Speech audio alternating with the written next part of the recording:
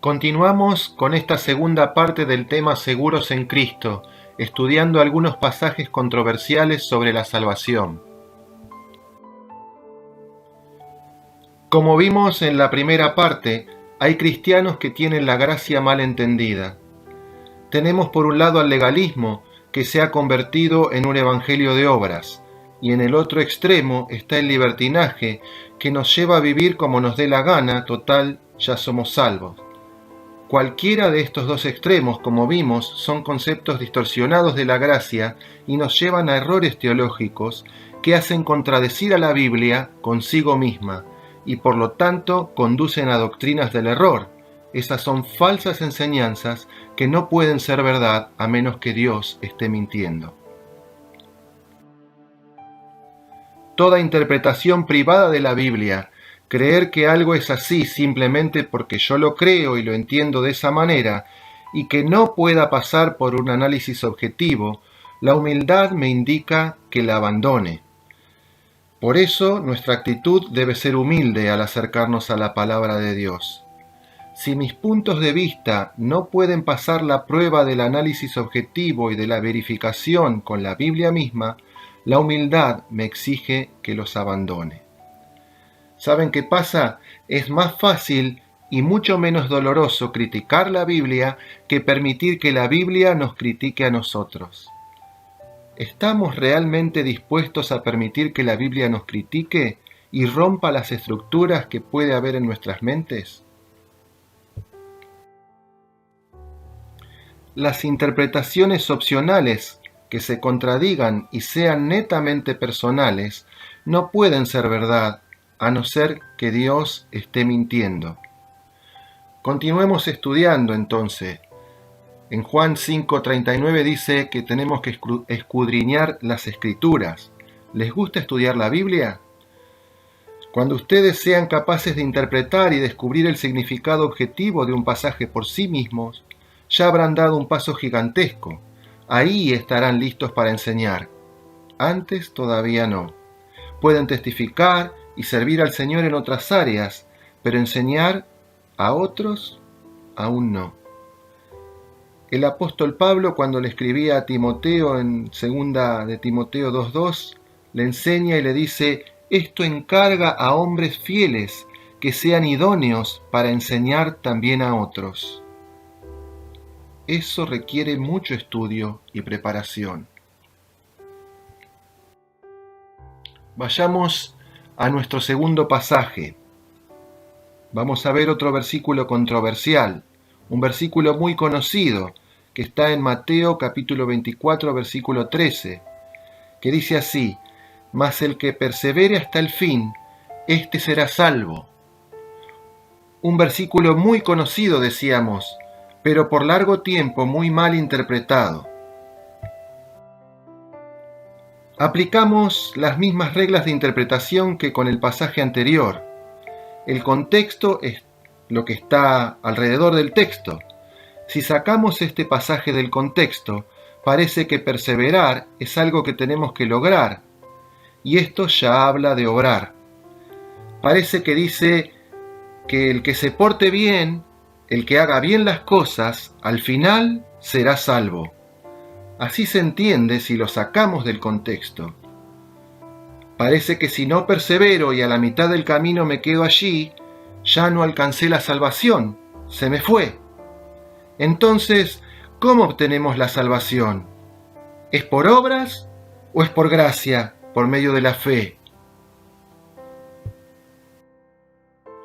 Estudiemos el contexto, sigamos con el contexto. El Señor Jesús, en el Sermón del Monte de los Olivos, en Mateo capítulo 24 y 25, les habla a sus discípulos y les enseña acerca de los eventos futuros.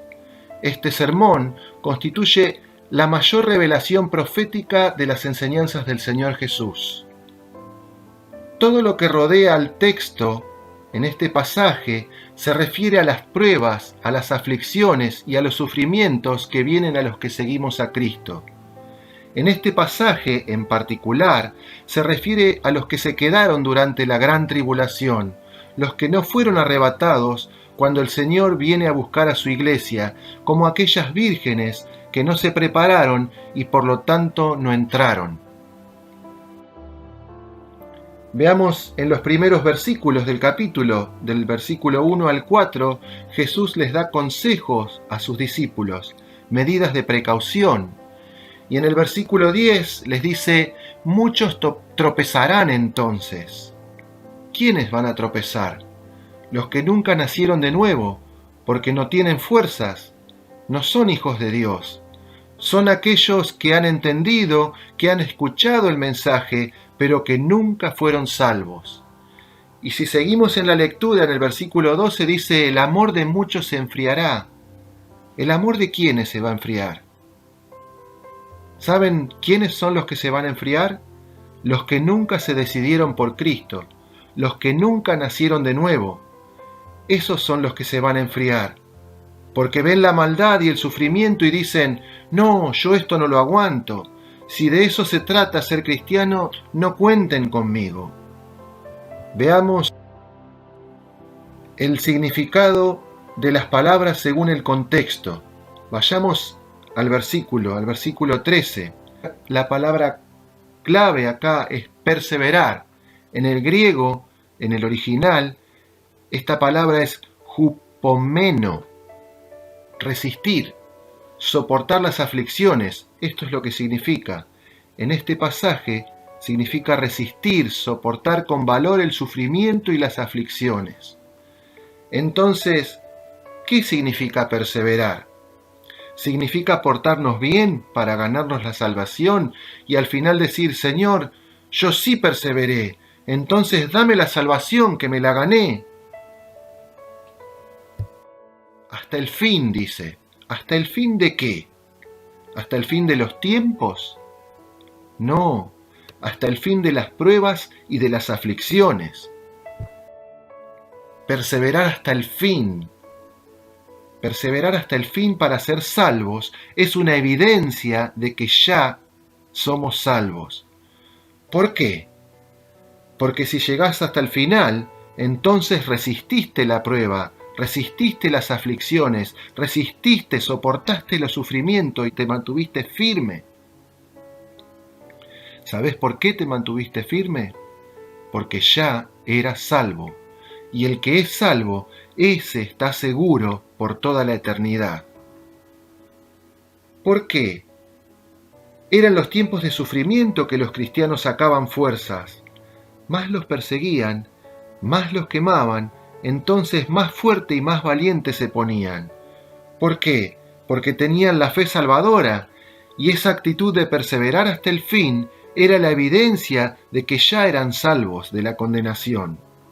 Por eso la insistencia de Dios hacia nosotros. Dios te pregunta y te dice, ¿sos salvo? ¿Has nacido de nuevo? Porque no hay otra manera en que podamos enfrentar todos los embates del diablo. Mayor es el que está en nosotros que el que está ahí afuera. Si el que es mayor que todos no está dentro tuyo, entonces sí te vas a enfriar. Así hayas asistido a la iglesia por mucho tiempo, así hayas sido iluminado por su palabra, pero nunca te decidiste por Cristo, menospreciaste el mensaje de la salvación, descuidaste el mensaje que te puede hacer salvo, como vimos en el estudio anterior, no descuidaste la salvación porque no la tenías. El problema está en lo que viene a continuación. En este pasaje, la palabra salvos, ¿a qué se refiere? ¿Salvos de qué? Dice, el que persevere hasta el fin, éste será salvo. ¿Salvo de qué? ¿Del infierno? ¿Será salvo de la condenación eterna? No, de ninguna manera. Si perseverar significa soportar las pruebas, las aflicciones y los sufrimientos hasta el fin, entonces no está hablando de condenación ni de infierno. Pablo decía en su carta a los Romanos, ¿quién nos separará del amor de Cristo? No hay nada que separe de Cristo a un nacido de nuevo. Nada, absolutamente nada. Y si se fue, es porque nunca tuvo al Hijo de Dios.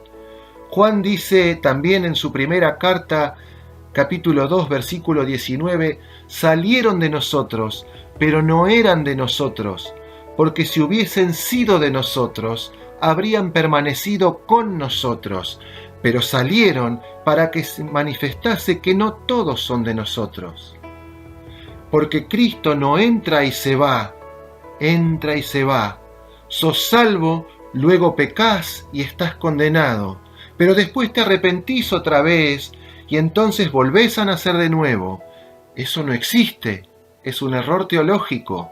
No es posible hoy ser un hijo o una hija de Dios y mañana pecar y ser nuevamente un hijo o una hija del diablo.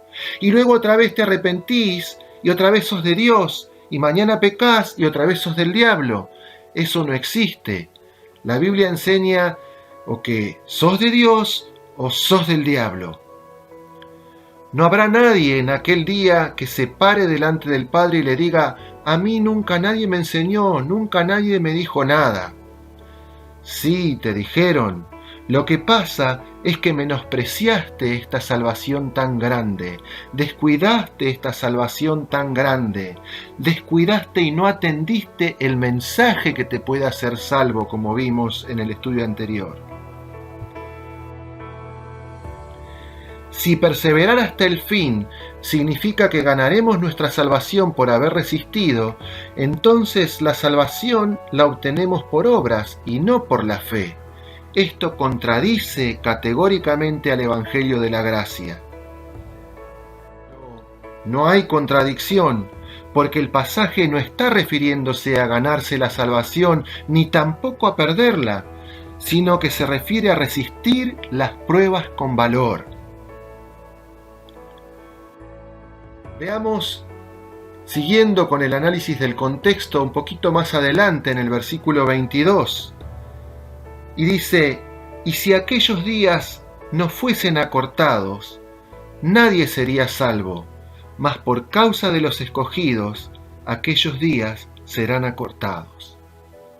¿Salvos de qué? De la tribulación, de las dificultades, no salvo del infierno. Veamos un ejemplo. Cuando alguien tiene un accidente y sobrevive, decimos: se salvó de milagro, fue librado de morir en el accidente. Nosotros somos librados de las pruebas, de las aflicciones y sufrimientos.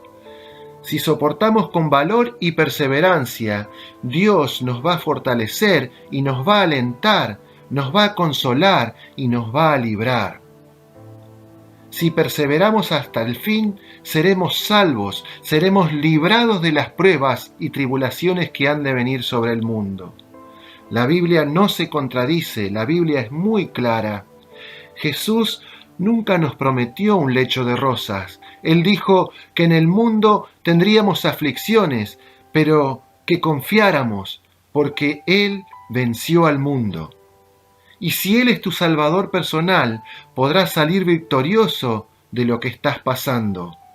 Si te escapás y no se cumple el propósito, no serás salvo de esa prueba hasta que Dios cumpla su propósito.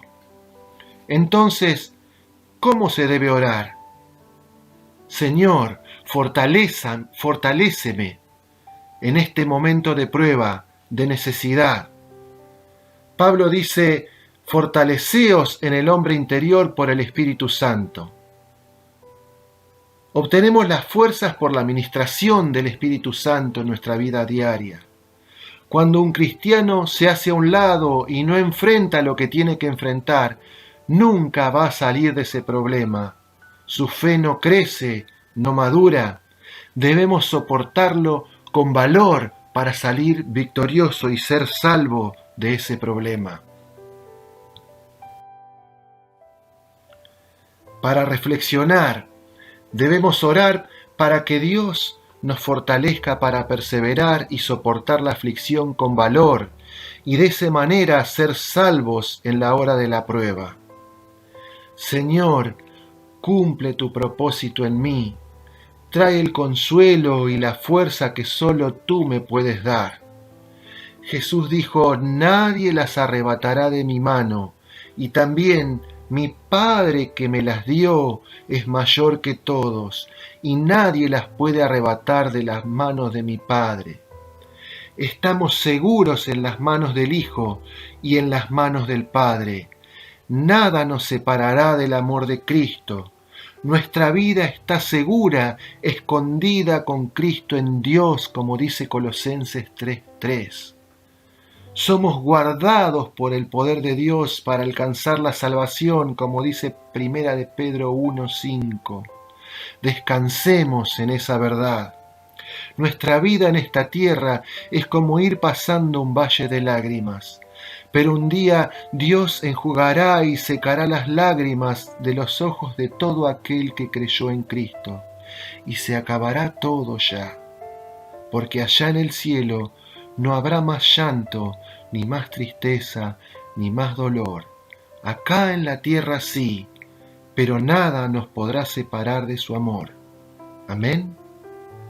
Si aún no tenés a Cristo en tu corazón, si todavía no creíste en Él, ni lo recibiste como tu Salvador, ahora quiero orar para que ahora mismo lo puedas hacer. Su palabra dice que Dios muestra su amor para con nosotros en que siendo aún pecadores, Cristo murió por nosotros, y que a todos los que le recibieron, Él les dio el derecho de ser llamados hijos de Dios.